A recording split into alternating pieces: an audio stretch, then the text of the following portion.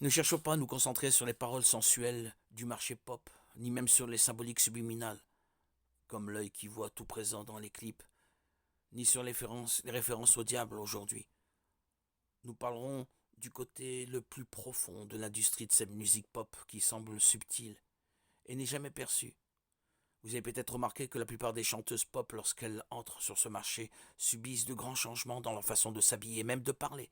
Certaines d'entre elles commencent même avec une image douce et romantique, montrant de la fragilité et même de l'innocence. Mais vous êtes déjà demandé pourquoi elles se transforment au fil de leur carrière? Le marché de l'industrie pop ne semble pas être si gentil avec ces chanteuses qui font un pacte avec Satan. Ce marché exige que ses employés perdent leur douceur et leur fragilité, et tout cela dans le cadre du plan, du business. Car l'idée initiale n'est pas seulement de les rendre séduisantes, mais aussi de choquer tout le public avec une nouvelle personnalité, c'est-à-dire une nouvelle identité de la chanteuse pop, qui se révélera à tous au fur et à mesure des albums publiés. Et les stratégies utilisées pour cela vont de l'exemple classique de tourner un clip montrant leur nouvelle personnalité comme l'a fait Taylor Swift et Miley Cyrus, mais aussi de l'exemple de Katy Perry quand elle a coupé ses cheveux pour lancer sa nouvelle ère.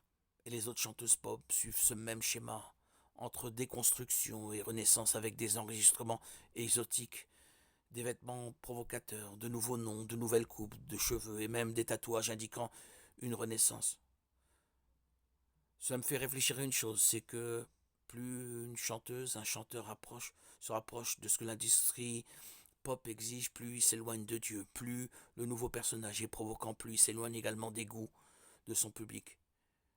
Et ainsi son public a deux choix, soit s'arrêter de le suivre, soit continuer à aimer encore plus ce nouveau personnage. Notez que le changement exigé par l'industrie pour garantir le succès fait que le chanteur pop change du tout au tout.